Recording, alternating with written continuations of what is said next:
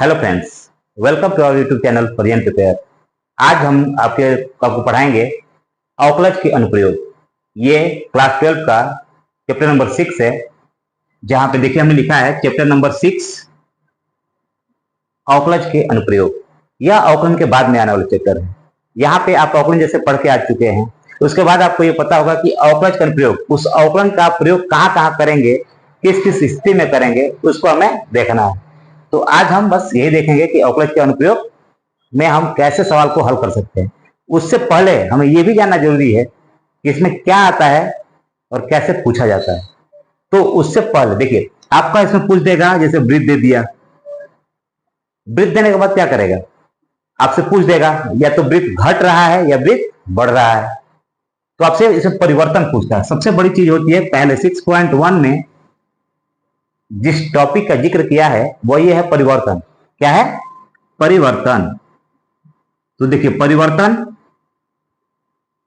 किसी भी चीज में हो सकता है। वृत्त के क्षेत्रफल में परिवर्तन हो सकता है, वृत्त के परिमाप में परिवर्तन हो सकता है, वृत्त की त्रिज्या में परिवर्तन हो सकता है। मतलब ओवरऑल किसी भी चीज में वो परिवर्तन कर देगा। तो आपको बस यही पकड़ना है कि परिवर्तन किसमें कर रहा है, किसके सापेक्ष कर रहा है। ये जरूरी है कि सापेक्ष आप ध्यान नहीं देंगे तो बहुत दिक्कत होगा आपको। देखिए, जैसे अगर पूछिए, जैसे मैंने वृत्त दिया है और बोल दे त्रिज्या के सापेक्ष, क्या बोल देगा? त्रिज्या के सापेक्ष।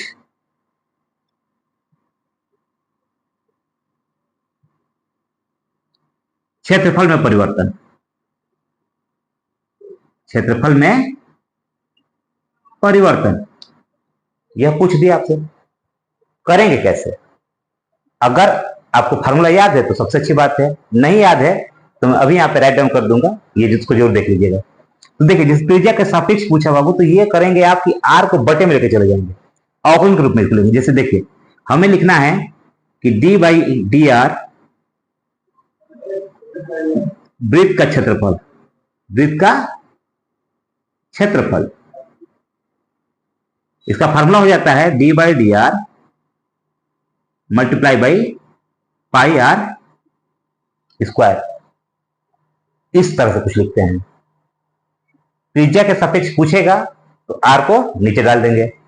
टाइम के अकॉर्डिंग पूछेगा, समय, जिसे कई बार दे देता है। जैसे यहां पे आपका दे देगा कि क्षेत्रफल में परिवर्तन, या क्षेत्रफल से दे देगा 8 सेंटीमीटर स्क्वायर प्रति सेकंड। क्या आ गया? सेकंड आ गया। अब जैसे ही आप नीचे सेकंड देखेंगे तो आपको ये पता हो जाना चाहिए कि यहां पे सेकंड क्यों लिखा, क्योंकि यहां पे समय के अकॉर्डिंग किया है। देखिए, समय के सापेक्ष वृत्त का क्षेत्रफल, वृत्त के क्षेत्रफल का अवकलन करना है। वृत्त के क्षेत्रफल का अवकलन करना है, यह जानना जरूरी है। जैसे इसको कैसे लिखेंगे? D by D T pi R square, ये ऐसे हो जाएगा। तो सबसे पहला चीज जो टॉपिक में आपको देखना है 6.1 में, वो यही है कि आप पहले ये समझ लीजिए परिवर्तन कैसे कर रहा है, मान किसका दिया हुआ है, यह जानना जरूरी है। और उससे भी पहले जरूरी ये है, जिसे वृत्त दे दिया, आयत भी देगा, इसमें घन भी देगा, वर्ग भी देगा। तो इन सभी चीजों का फार्मूला को जरूर याद होना चाहिए। तो पहले इसके फार्मूले को हम यहाँ पे राइट डाउन कर लेते हैं, ताकि क्वेश्चन करते समय हमें कोई दिक्कत नहीं होगा।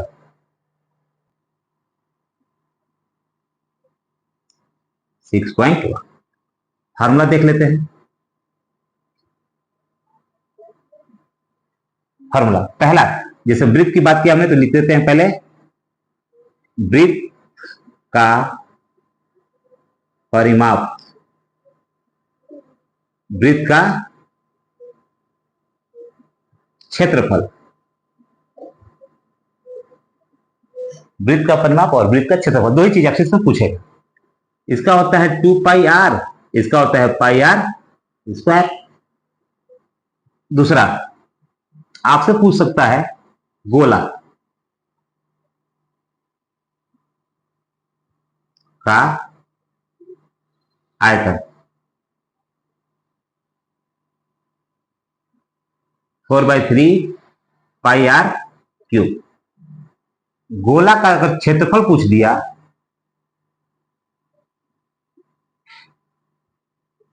तो इसका फार्मूला होता है 4πr²। अर्धगोला का भी हो जाता है, अर्धगोला का क्षेत्रफल 2πr²। हालांकि अर्धगोला ज्यादा कुछ पूछेगा नहीं, लेकिन फिर हमने लिखवा दिया इसको, ठीक है। 1 2 3 4 5 6। देखिए वर्ग, वर्ग का परिमाप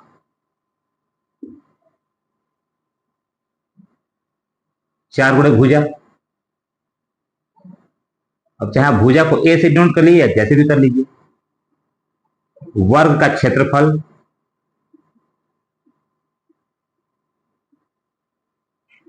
भुजा का स्क्वायर अर्थात ए का स्क्वायर। वर्ग का वर्ग हो गया, चलिए घन देख लेते हैं। इसके जैसे होता है घन, तो घन का क्षेत्रफल।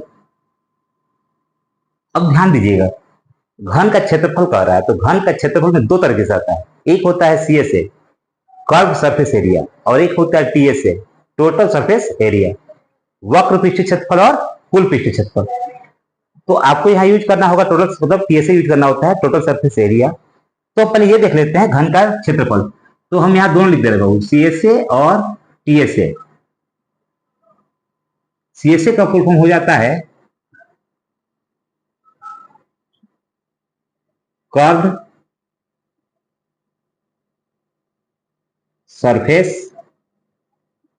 एरिया, अर्थात वक्र पृष्ठीय क्षेत्रफल। तो इसका हो जाता है 4 इंटू ए का स्क्वायर, और यहां पे TSM हो जाएगा 6 इंटू ए का स्क्वायर। मतलब ये कि आपको CSM क्या होता है, जैसे आप लूडो देखे होंगे, लूडो कैसा होता है, जैसे जो हम लोग जो खेलते हैं लूडो, लूडो को आप कितना पीछे देख सकते हैं, 4, एक सामने अपर, ये दोनों साइड हल्का हल्का दिखाई देता है लेकिन दिखाई देता है, पीछे का दिखाई नहीं देगा, नीचे का दिखाई नहीं देगा। तो कितना ले लिया साइड, याद करने के बता रहे हैं, कितना हो जाएगा 4a²। TSA में टोटल घन में, जैसे मान लीजिए आप लूडो बनाएंगे तो कितना इसका पृष्ठ तैयार होगा, 6 पृष्ठ तैयार होंगे, इसलिए उसका 6a²। और एक जो है ऐसे वर्ग के रूप में है, तो जब वर्ग के रूप में होगा तो वर्ग का क्या हमने देखा था यहाँ पे, भुजा का स्क्वायर। ये आपका हो जाएगा। घन का आयतन भी पूछ देता है, घन का आयतन पूछ देता है। घन का आयतन क्या करेंगे, भुजा का क्यूब। अब आयत देख लीजिए, आयत का परिमाप 2 ब्रैकेट में L प्लस D, लंबाई धन चौड़ाई। आयत का परिमाप का सूत्र क्या होता है, 2 क्वेश्चन लंबाई धन चौड़ाई। और इसमें आयत का क्षेत्रफल, आयत का क्षेत्रफल होता है L इंटू B, लंबाई गुणे चौड़ाई। यहां तक आपका फार्मूला हो जाता है। जैसे जैसे फार्मूला आएंगे वैसे वैसे हम इसको देखते चलेंगे। तो आपको सबसे पहला काम हमको क्या बताए थे, आपको यह देखना है कि परिवर्तन किसमें हो रहा है और कहां हो रहा है, ये जरूर देखना है। देखिए पहले क्वेश्चन लिखते हैं, उसके बाद आपको हम समझाने का प्रयास करते हैं, बहुत ही अच्छे समझ में आएगा, इसमें कोई दिक्कत नहीं होने वाला है। देखिए इस चैप्टर का पहला क्वेश्चन कर रहा है आपसे, वृत्त के क्षेत्रफल में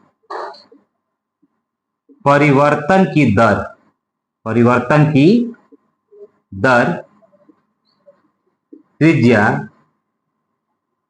r के सापेक्ष, वृत्त के क्षेत्रफल में परिवर्तन की दर त्रिज्या r के सापेक्ष ज्ञात कीजिए।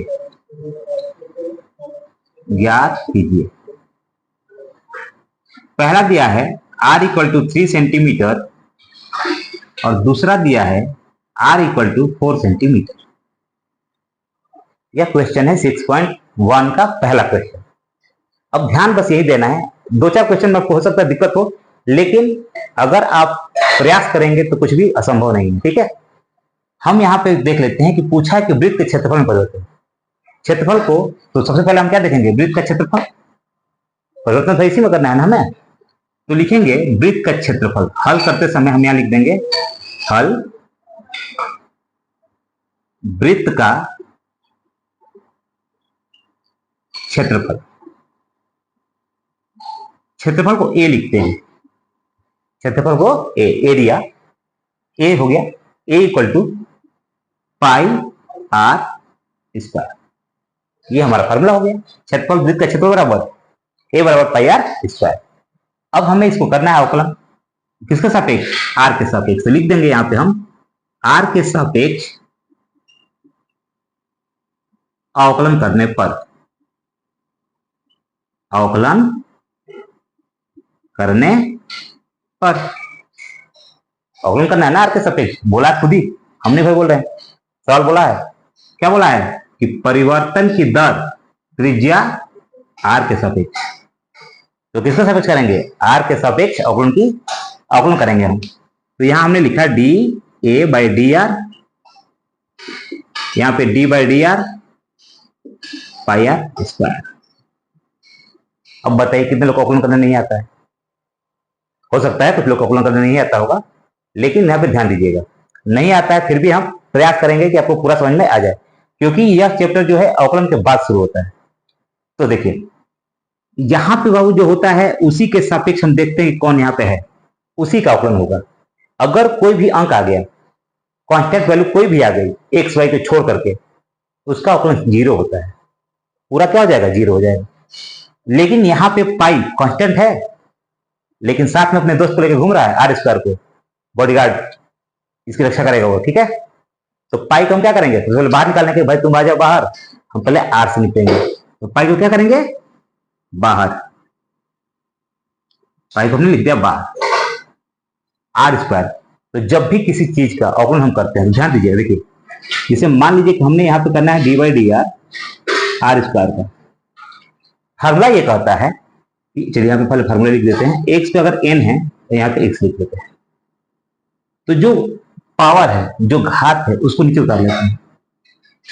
घात को नीचे उतार लिया हमने, घात को नीचे उतारने के बाद अब जो भी ऊपर है 5, 10, 15, 50, 5,000 कुछ भी, उसको पहले हम नीचे उतार लेंगे। भाई तू नीचे आ जा, उसके बाद हम देखते हैं। उसको मैंने नीचे उतार लिया, और उसके बाद क्या करना है, एक कम कर देंगे, एक कम कर देंगे किस पे, एक्स पे। भाई यहां पे एन में से एक घटा देंगे। ये हमारा फार्मूला होता है अवकलन का, कि अगर x के पावर n दिया हुआ है तो n को नीचे उतार लेंगे, उसके बाद n में से एक को घटा देंगे। वही काम हम यहां करेंगे। ये मार्कर थोड़ा सा कम चल रहा है, 2 को नीचे और एक कम कर देंगे तो कितना हो जाएगा, 1 से कुछ लेन देना है नहीं खास, कितना गया 2 पाई आर। अब एक चीज और सोचिए, बोला था कि आप अवकलन कीजिए, आर के सापेक्ष कीजिए, लेकिन शर्त है आर बराबर क्या रखेंगे आप, 3 रखेंगे। आर का मान क्या रखेंगे, 3। तो हम यहां लिख देंगे आर बराबर 3। अब इसको यहां रख दीजिए, 2 पाई और आर का वैल्यू 3, 3 गुना 6 पाई, कितना हो गया, 3 गुना 6 पाई। अब इसके बाद आपसे गलती होने के चांसेस बढ़ गए। कैसे बढ़ेंगे वो ध्यान सुनिए। आप परिवर्तन किसमें किए हैं, क्षेत्रफल में, और क्षेत्रफल का जब भी हम मात्रक लिखते हैं कितना लिखेंगे, जो भी आपका दिया है, जैसे यहाँ पे सेंटीमीटर दिया है तो उसका स्क्वायर लिखेंगे। देखिए ध्यान रखिएगा इस चीज को, बहुत लोग गलती करके चले आते हैं एग्जाम में। क्षेत्रफल का आप क्या लिखेंगे, सेंटीमीटर स्क्वायर। आयतन दिया होगा तो सेंटीमीटर क्यूब। ये बहुत मदद करता है बाबू सवाल पकड़ने में। जैसे आप सवाल पढ़ेंगे, अगर ऐसा कुछ दिया हुआ है और बटे का एस चाहे आर कुछ भी लगा है, आप तुरंत पकड़ लेंगे कि क्षेत्रफल में परिवर्तन हो गया है या आयतन में परिवर्तन हो गया है। इसको जैसे हम आगे बढ़ेंगे ना सवाल में, आपको दिखाएंगे कैसे हुआ है। अब यहाँ पे 6 पाई तो हो गया, लेकिन हमने किसमें परिवर्तन किया है? ए में किया है। तो यहां हम लिखेंगे centimetre square, centimetre square, R के सापेक्ष किया है ना हमने, तो बटे में आर का मात्रा क्या हो जाएगा? सेंटीमीटर। ए अभी आपका होमवर्क बचा हुआ है बाबू, आर इक्वल टू 4 सेंटीमीटर। आप करेंगे क्या करेंगे? आर की जगह पे 4 रख देंगे, तो 4 टू जा 8, मतलब 8 पाई हो जाएगा यहाँ पे। तो ये आपका होमवर्क इस सवाल पर आप करेंगे। अब हम बढ़ते हैं दूसरे सवाल की ओर। दूसरा क्वेश्चन कर रहा है, एक घन का आयतन 8 सेंटीमीटर क्यूब प्रति सेकेंड की दर से बढ़ रहा है।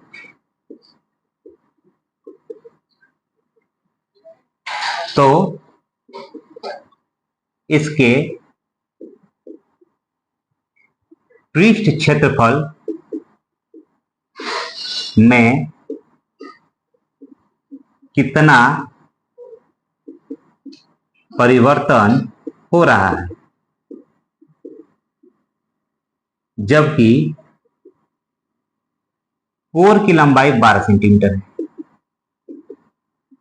कोर की लंबाई 12 सेंटीमीटर है। ये क्वेश्चन है आपका। बोला है कि एक घन का आयतन 8 सेंटीमीटर क्यूब प्रति सेकंड की दर से बढ़ रहा है। बढ़ेगा तो प्लस, घटेगा तो माइनस। तो इसके पृष्ठ क्षेत्रफल में कितना परिवर्तन हो रहा है, जबकि कोर की लंबाई 12 सेंटीमीटर है। अब यहाँ सवाल थोड़ा सा अलग हो गया। अभी देखिए, उससे पहले क्या बोला था? त्रिज्या के सापेक्ष। यहाँ पे सेकंड दिया है, सेकंड मतलब समय के सापेक्ष। तो यहाँ पे हो रहा है सेकंड की दर से परिवर्तन। तो चलिए देखते हैं। पहले तो आपका दिया है आयतन में परिवर्तन। आयतन में परिवर्तन, ये आपका हल हो जाएगा। यहां आप लिख देंगे हल। आयतन में परिवर्तन पूछा दिया है, तो डीवी बटा dt।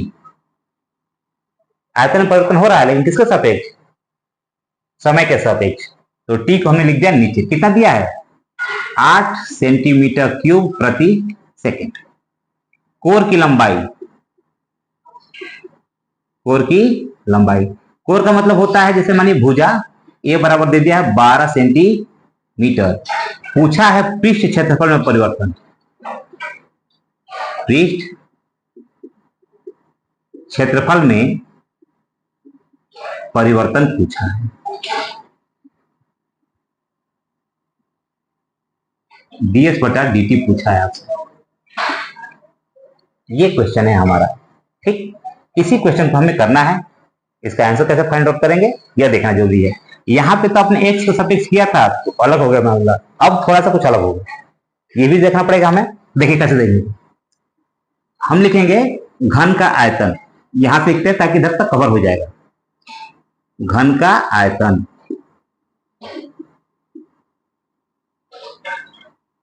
v बराबर भुजा का क्यूब, भुजा का क्यूब।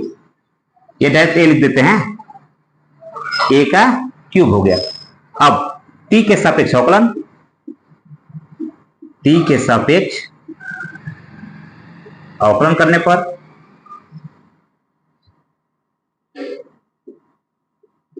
कितना हो जाएगा? dv by dt, d by dt और ए क्यूब। अभी आप कहेंगे सर आपने तो कहा था कि अगर एक्स वाई के अलावा कुछ भी आए तो उसमें क्या कर देंगे? जीरो कर देंगे। बिल्कुल कर देंगे, लेकिन यहाँ पे बात दूसरी है। बात यह है कि आप घन को लेके घूम रहे हैं, उसमें परिवर्तन वो करा के दे चुका है, आप जीरो कैसे कर देंगे? उसका वैल्यू रखना पड़ेगा ना। बाकी अवकलन होता, अगर कहीं ए मिल जाए हटा दीजिएगा।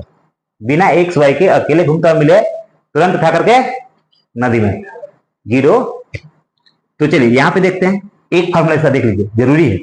अगर हम यहाँ पे डी बाई डी एक्स कर रहे हैं और ए के पावर एन है, ए के पावर एन है, एन को नीचे उतारिए, ए पर एन माइनस 1 करिए और फिर से ए का अवकलन कर दीजिए, ए का अवकलन कर दीजिए। तो यहाँ पे क्या हो जाएगा? क्या लगता है?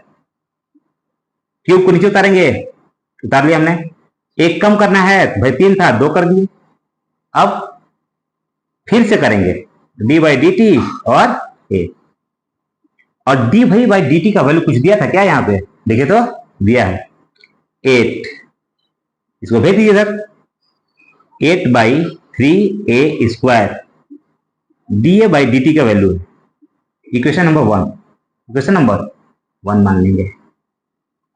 अब क्षेत्रफल, इसकी बारी है, क्षेत्रफल की बारी है। a is equal to 6a², T के सापेक्ष अवकलन, टी के सापेक्ष अवकलन करेंगे। चलिए अवकलन करते हैं। ds बाई डी टी, 6 को बाहर निकालिए, D by D T a²। अगर हम चाहते तो एक जगह पर 12 भी रख सकते हैं, क्योंकि a का वैल्यू 12 दे चुका है। फिर यहां पे कराओ यहां पे कराओ, फर्क मतलब करना ही क्या है। तो 6 स्क्वायर को नीचे उतारेंगे, a पे 1, उसके बाद आपको भी समझाए थे ना, t के सापेक्ष अवकलन हो रहा है, ऊपर वाला इसकी बिरादरी का नहीं है, मतलब दोनों दोस्त नहीं है, भाई नहीं भाई, बिरादरी से क्या लेना देना, मतलब दोनों एक जैसे नहीं है, ये उसका पूरा पूरा काम नहीं करेगा। बस जितना जरूरत है भाई लो उतार देते हैं तुम्हारा बोझ, पूरा नहीं उतारेंगे, अपना भी कुछ तुम काम कर लो। तो ये चीज हमको देखना है। तो 6 इंटू 2 हमने लिख दिया, फिर से ए का करेंगे तो D A by D T. यहां पे वैल्यू निकाल के हम क्या करेंगे, हमसे पूछा थोड़ा नहीं है कि आयतन बताइए, हमसे क्या पूछा है, वो क्षेत्रफल में परिवर्तन बताइए। हमें यहां पे मिल गया 6 दूना 12 ए, और D A by D T का मान समीकरण 1 से देखिए कितना है, D A by D T का मान है 8/3a²।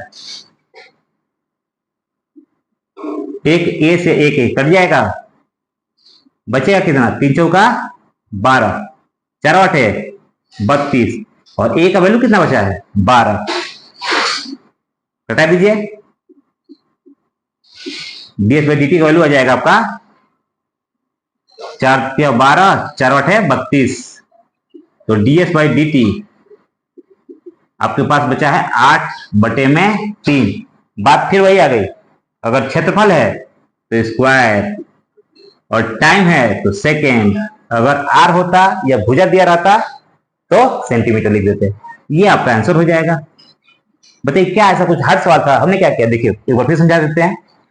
सवाल में उसने कहा कि हम आयतन दे रहे हैं भैया तुम अपना संभाल लो, उसने दे दिया 8 सेंटीमीटर क्यूब प्रति सेकंड। उसके बाद पूछ दिया उसने कि आयतन तो हमने दिया, क्षेत्रफल आप निकाल लो, क्षेत्रफल में परिवर्तन कितना होगा जब कोर की लंबाई 12 सेंटीमीटर हो। हमने कहा चलो भाई ठीक है, आपने जो दिया उसको हमने यहाँ पे नोट कर दिया, ये आपने दे रखा है। देखिए अब हम क्या करते हैं, हमने लिखा घन का आयतन, घी का वैल्यू होता है a का क्यूब। देखिए घन कहाँ है, घन घन घन, देखिए घन का आयतन, तो घन का आयतन हमने लिख दिया v बराबर भुजा का क्यूब, t के सापेक्ष अवकलन कराए हैं, डी बाई डी टी। इसका बोझ थोड़ा हल्का किए, एक इंस्टेंट से कम कर दिए।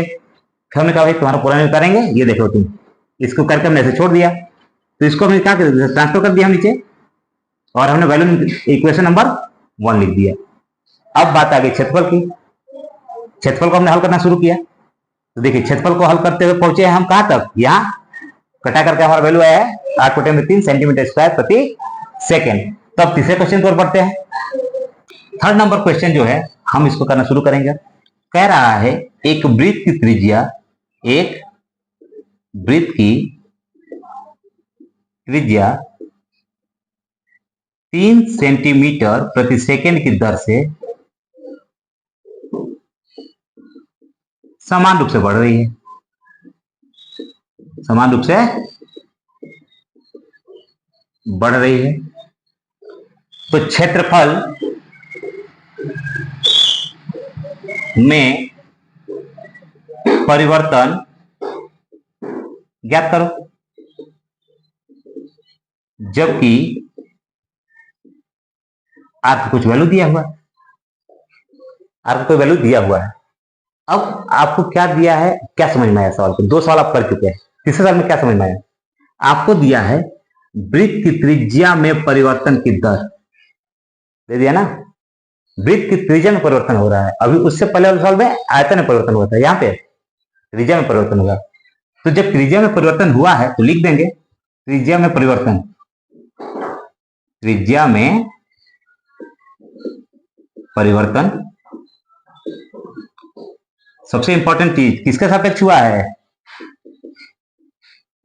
सेकंड लिखा है बाबू, तो dr/dt का वैल्यू दे दिया है 3 सेंटीमीटर प्रति सेकेंड। आपसे पूछा है क्षेत्रफल में परिवर्तन, क्षेत्रफल में परिवर्तन r बराबर 10 सेंटीमीटर दिया है, ठीक है। क्षेत्रफल में परिवर्तन dA/dt आपको फाइंड आउट करना है। r का वैल्यू दे दिया है 10 सेंटीमीटर, हंगामा थोड़ा नहीं है, कोई दिक्कत नहीं, हो जाएगा। क्षेत्रफल में परिवर्तन दिया हुआ है तो क्षेत्रफल लिख लेते हैं, इससे बड़ा तो कुछ है नहीं। अगर देखिए आयतन जो होता है वो क्षेत्रफल से बड़ा होता है। आयतन पूरा उसमें कितना सामान रख सकते हैं, उसका अंदर का जगह पूरा स्पेस कितना है वो होता है आयतन, ठीक है। तो अब हम निकाल लेते हैं, लिखेंगे वृत्त का क्षेत्रफल, वृत्त का क्षेत्रफल A = πr²। अवकलन किसके सापेक्ष, t के सापेक्ष, तो t के सापेक्ष अवकलन करने पर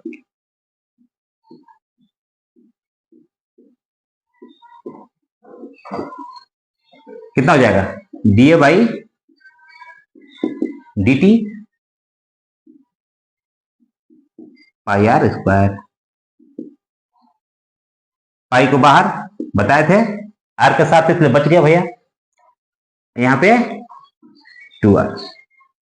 एक चीज और आपको समझाए थे, जब नीचे वाला और ऊपर वाला दोनों एक जैसे ना हो तो गाड़ी नहीं चलती बाबू। गाड़ी के दोनों चक्कों में हवा होना चाहिए, एक भी चक्का गया गाड़ी बैठ जाएगी। तो यहाँ पे dr/dt,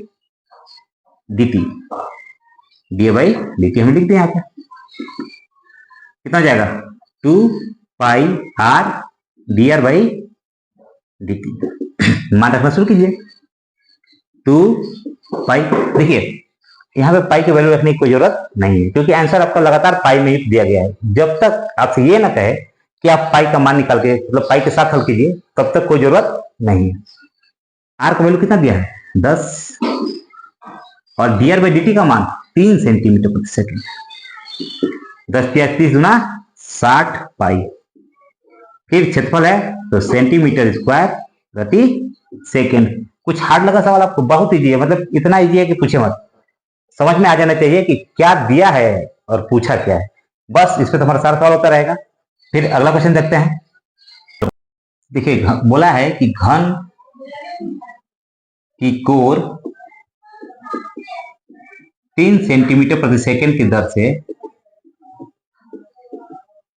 बदल रही है या परिवर्तित हो रही है।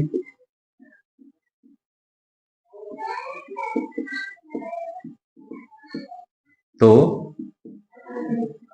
आयतन किस दर से परिवर्तित होगा,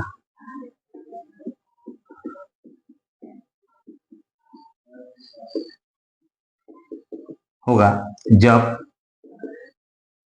घन की कोर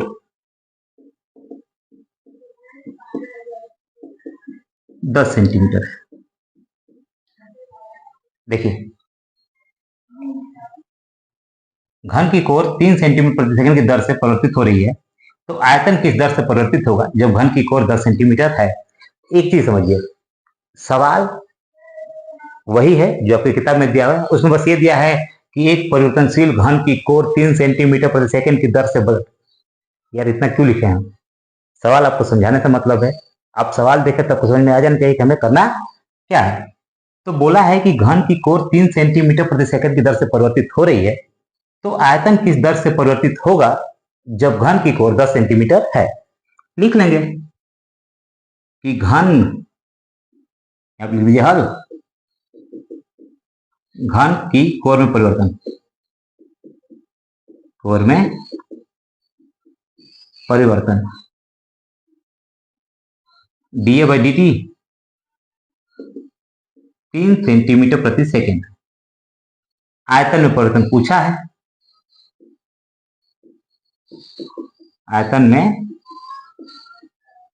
परिवर्तन पूछा है, मतलब ये कि dv बाई dt, और घन की कोर a इक्वल टू दे दिया है 10 सेंटीमीटर। ये हो गया आपका a, हम घन की कोर लिख ही दीजिए, घन की कोर हम लिख देंगे घन का आयतन v बराबर भुजा का क्यूब, मतलब a का क्यूब, t के सापेक्ष अवकलन करने पर, t के सापेक्ष अवकलन करने पर dv बाई dt, और यहां पे लगा देंगे d बाई dt a का क्यूब। देखिए घन का आयतन v बराबर a क्यूब, तो t के सापेक्ष अवकलन कर रहे हैं, तो dv by dt equal to d by dt a cube का कर देंगे। कितना हो जाएगा 3a स्क्वायर। अभी आपको समझा चुके हैं कि जो भी इसके ऊपर का बोझ है बेचारे को हल्का करो, और जितना भी दिया है उसमें से एक और कम कर दो। 3 दिया था, एक कम कर दिए, 2 हो गया। और इसकी बिरादरी का नहीं है भाई, फिर देख लो, फिर क्या करेंगे, दिया भाई dt कर देंगे, जिसका जिसका वैल्यू दिया है रख दो। 10 का स्क्वायर और डी बाई डी टी का मान 3 दे दिया है, 3 का 9, और यहां पर हो जाएगा 100, मतलब 900, और यहां पे हो जाएगा आयतन है, तो आयतन में क्या करेंगे, सेंटीमीटर क्यूब, टाइम है तो सेकेंड, क्या लिखवाए थे, आयतन होगा तो सेंटीमीटर क्यूब और क्षेत्रफल होगा तो सेंटीमीटर स्क्वायर। तो ये आपके चौथे नंबर सवाल का आंसर आ जाएगा। कुछ किया हमने है ही नहीं, घन की कोर में परिवर्तन दिया था, लिख दिए, आयतन में परिवर्तन पूछा था, लिख दिए, घन की कोर लिख दिए भाई, घन का आयतन v बराबर a क्यूब, t के सापेक्ष हमने अवकलन कर दिया।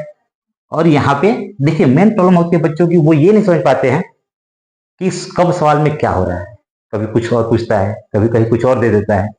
तो कुछ नहीं करना है, बस आप ये ध्यान दीजिए कि परिवर्तन किसमें हुआ, परिवर्तन पकड़िए, सवाल आपको समझ में आ जाएगा, कोई दिक्कत नहीं है। देखिए 5 नंबर क्वेश्चन। अच्छा, हम ये सोच रहे थे कि क्वेश्चन इतना ज्यादा लिख रहे हैं, लंबा मतलब चला जाएगा टाइम आपका, तो ऐसा भी हो सकता है कि मैं आपको केवल बताते चलूं क्या क्या दिया है उसको लिख देता हूं। देखिए 5 नंबर क्वेश्चन ये बोला है कि जब एक शांत झील है उसमें हम क्या डालते हैं, पत्थर डालते हैं। तो जब हम उसमें पत्थर डालते हैं, तो आपने भी देखा होगा, बचपन में हम लोग खेलते थे ना, मतलब वो नीचे से मारते थे, मतलब कितना दूर तक पत्थर आपका जाएगा, कितना टप्पा खाएगा पानी पे, तो ऐसा कुछ हमने किया था बचपन में। तो वही कह रहा है कि शांत जल है, उसमें उसने एक पत्थर डाला, तो पत्थर डालेगा, जब कोई शांत जल यहाँ पे है, कोई इसमें पत्थर डाल दिया, तो कुछ तरंग बनती है ऐसे ऐसे, फिर वैसे बढ़ती जाएगी, फिर और फैलेगी, इस तरह कुछ परिवर्तन होता रहता है। तो सवाल इसी पे आधारित है कि एक शांत जल में उसने एक पत्थर डाल दिया, तो जो उसकी त्रिज्या है वो 5 सेंटीमीटर प्रति सेकंड की दर से बढ़ने लगी। तो लिख देंगे त्रिज्या में परिवर्तन हुआ है, त्रिज्या में परिवर्तन dr बाई dt दिया है 5 सेंटीमीटर प्रति सेकंड। बोला इसने ये है कि जो उसकी तरंगे हैं, उस तरंगों का माप 8 सेंटीमीटर है, मतलब जो त्रिज्या है वो कितनी है, 8 सेंटीमीटर। तो त्रिज्या दे दिया 8 सेंटीमीटर। तो पूछा है कि उस समय क्षेत्रफल में कितना परिवर्तन हो रहा था। देखिए 5 सेंटीमीटर प्रति सेकंड का मतलब यह है कि 1 सेकंड में वो 5 सेंटीमीटर गए, फिर अगले सेकंड में 5 सेंटीमीटर और चला जाएगा, 10 हो जाएगा, फिर 5 जाएगा तो 15 हो जाएगा, मतलब ऐसे लगातार बढ़ता गया। तो जब यह परिवर्तन हो रहा था उस समय क्षेत्रफल में कितना परिवर्तन हुआ, जैसे मान लीजिए हमने दिखा दिया भाई चलो यहां तक 5 था, यहां पर कितना हो गया 10, हमने ये तो दिखा दिया परिवर्तन हुआ था, लेकिन क्षेत्रफल जो पहले यहां था वो यहां पे जाने में कितना परिवर्तित हो गया, कितना बढ़ गया या घट गया, ये जानना जरूरी है। तो हमने लिखा त्रिज्या में परिवर्तन dr बाई dt 5 सेंटीमीटर प्रति सेकंड, r का मान दे दिया है 8 सेंटीमीटर, और अब पूछ रहा है आपसे क्षेत्रफल। तो क्षेत्रफल जो हम आपसे लिखेंगे, क्षेत्रफल में परिवर्तन पूछा है, क्षेत्रफल में परिवर्तन, मतलब dA/dt आपसे पूछा है। इजी हो गया क्वेश्चन। अगर आपको ये समझ में आ गया, सवाल आप 100% सही करके आएंगे, कोई गलती नहीं होगी और आपको अच्छे समझ में भी आ जाएगा। तो हम क्या लिखेंगे, वृत्त का क्षेत्रफल, वृत्त का क्षेत्रफल A = πr²। अब t के सापेक्ष कर देंगे अवकलन, t के सापेक्ष अवकलन करने पर कितना हो जाएगा, dA/dt πr²। इसका अवकलन कर देंगे, पाई को बाहर निकाल लेंगे, r² का अवकलन 2r। फिर से बात वही, यहाँ पे t है और यहाँ पे है r, मतलब dr/dt फिर से लिखेंगे। पाई का वैल्यू रखना नहीं है, 2 गुणे r का वैल्यू कितना दिया था 8 और इसका वैल्यू दिया है 5। 5 40 दूना 80 पाई। और क्षेत्रफल में परिवर्तन है, मतलब कि सेंटीमीटर स्क्वायर तो कंफर्म हो गया, बटे का सेक। ये आपका हो गया। कुछ लोग इसको लिख देते हैं कि जब त्रिज्या r = 8 सेंटीमीटर है तो क्षेत्रफल में परिवर्तन 80 पाई सेंटीमीटर स्क्वायर प्रति सेकेंड होगा। इतना लंबा लिखो या फिर यहीं पे लिखो, आंसर, कहानी खत्म। क्या जरूरत है हमको इतना लंबा लिखने की। 6 नंबर क्वेश्चन आपसे कह रहा है कि एक वृत्त की जो त्रिज्या है 0.7 सेंटीमीटर प्रति सेकंड की दर से बढ़ रही है। लिख देंगे त्रिज्या में जो परिवर्तन हुआ है, त्रिज्या में परिवर्तन dr/dt 0.7 सेंटीमीटर प्रति सेकंड, ये हमारा परिवर्तन हो रहा है। आपसे पूछा है, इस पर थोड़ा सा चेंज कर दिया, अब पूछा है परिधि। क्या पूछा है, परिधि। तो परिधि में आप केवल सेंटीमीटर ही लिखते हैं। परिधि में क्या लिखेंगे, केवल सेंटीमीटर। क्षेत्रफल होगा तो सेंटीमीटर स्क्वायर, आयतन होगा तो सेंटीमीटर क्यूब। अब जरूरी नहीं है कि सेंटीमीटर लिखना भैया, मतलब ये होगा कि अगर मीटर दिया है तो मीटर का स्क्वायर, मीटर होगा तो मीटर का क्यूब, और खाली होगा मीटर तो मीटर। तो त्रिज्या में परिवर्तन dr/dt 0.7 सेंटीमीटर प्रति सेकंड। आपसे पूछा है परिधि में परिवर्तन, परिधि में परिवर्तन। तो परिधि में परिवर्तन का मतलब होता है, पेरीमीटर लिखते हैं बाबू, इसको क्या लिखते हैं, पेरीमीटर। तो पी लिख देंगे, dv/dt का वैल्यू आपसे पूछा है कि क्या होगा, और त्रिज्या दे दिया है r = 4.9 सेंटीमीटर। क्वेश्चन आ गया। त्रिज्या में परिवर्तन dr/dt, परिधि में परिवर्तन पूछ लिया है, त्रिज्या r का वैल्यू दे दिया है।